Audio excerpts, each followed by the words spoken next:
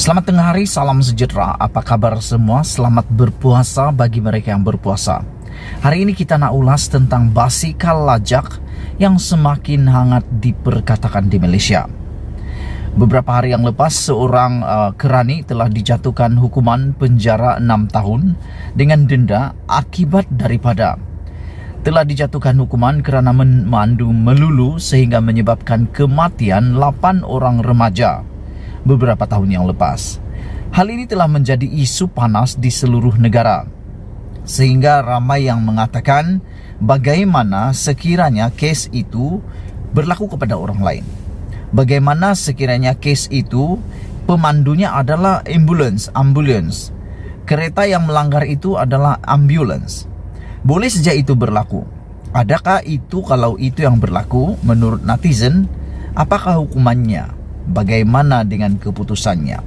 Hari ini timbul pula satu isu yang paling sangat-sangat baik untuk kita fikirkan dan kita ulas, yaitu seorang peguam mengatakan bahawa ibu bapa arwah mangsa basikal lajak perlu diheret ke mahkamah, kata peguam tersebut. Hal ini amat menarik perhatian saya sebagai pemerhati kepada perkara isu semasa politik yang ada di Malaysia. Menurut saya,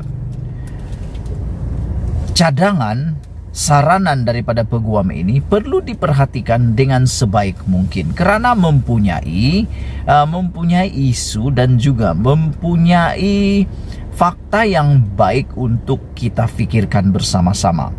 Saya sebenarnya bersetuju dengan apa yang dikatakan oleh peguam ini, yaitu beliau mengatakan ibu bapa arwah mangsa basikal lajak perlu diheret ke mahkamah, kata peguam itu lagi.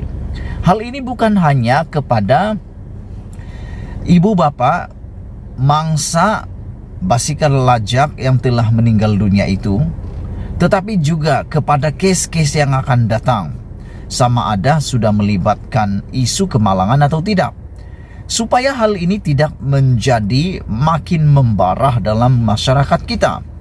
Kerana hari ini rakyat netizen makin mempersoalkan, sekiranya hal ini berulang lagi, apakah tindakan yang mungkin mereka akan alami. Dan netizen semakin mempersoalkan bagaimana nasib dengan orang yang akan datang. Dan yang paling mengejutkan adalah ada beberapa netizen yang mengatakan bahawa ini semua boleh disalahkan kepada beberapa pihak, terutamanya ibu bapa arwah mangsa.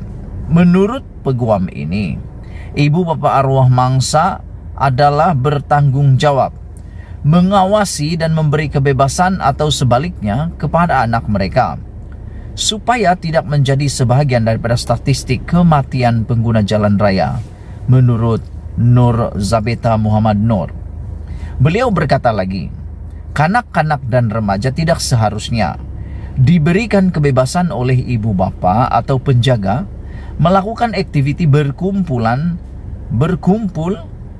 dengan rakan sebaya di jalan raya, terutamanya pada waktu malam. Sedangkan berkumpul pada waktu siang pun amat menimbulkan bahaya, mendedahkan bahaya, menyusahkan pengguna jalan raya yang lain, apakah pula pada lewat malam. Kes basikal lajak yang meninggal dunia ini berlaku pada waktu subuh pukul 3 pagi. Ini yang menjadi perkara yang amat dipersoalkan oleh netizen. Persoalan pertama yang ditimbulkan adalah di mana ibu bapa tersebut? Apa yang mereka buat? Kenapa anak-anak ini boleh berada di atas jalan raya seawal pukul 3 pagi subuh?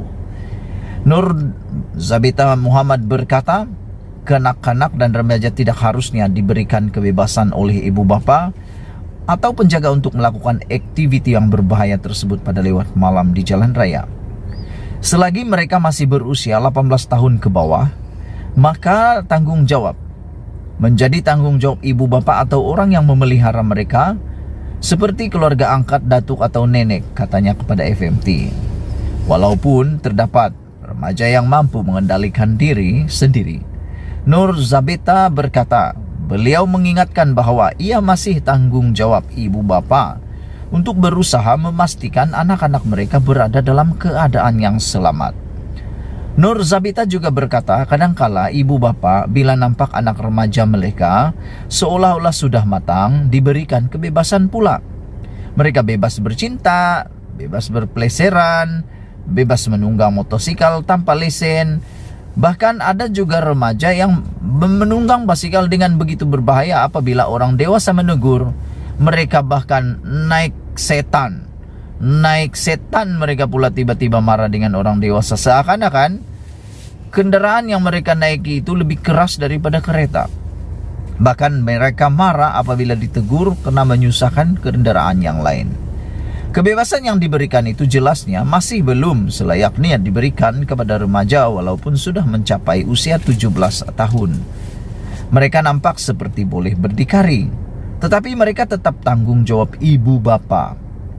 Mengulas tentang tragedi remaja berbasikal lajak serta menunggang kapcai tanpa lesen, peguam ini berpendapat bahwa penguatkuasaan Akta Kanak-Kanak 2001 perlu dikenakan terhadap ibu bapa kerana kecuaian atau mengabaikan tanggung jawab.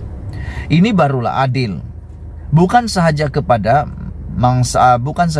pemandu yang telah melanggar dengan tidak sengaja 8 orang mangsa dan telah dituduh dan telah disabitkan bersalah memandu secara melulu tersebut, tetapi ibu bapa yang harus bertanggung jawab menjaga anak-anak ini juga perlulah dituduh dengan penggunaan Akta Kanak-Kanak 2001 kerana cuai dan mengabaikan tanggung jawab. Jika mereka yang memelihara kanak-kanak ini gagal untuk menjaga, mengabaikan atau mendedahkan kanak-kanak kepada bahaya sehingga menyebabkan mengalami kecederaan fisikal atau emosi, maka ia menjadi kesalahan di bawah Seksyen 31 dalam kurungan 1 kurungan E Akta Kanak-Kanak 2001, kata Nur Zabita yang aktif mengupas isu semasa di media sosial.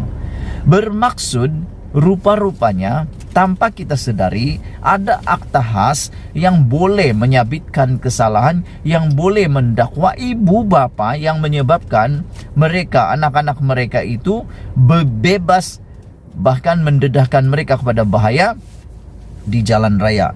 Termasuklah perbuatan menunggang motor tanpa lesen dengan begitu berbahaya, tanpa topi keledar, wheelie sana sini, superman sana sini, bahkan basikal lajak sekalipun.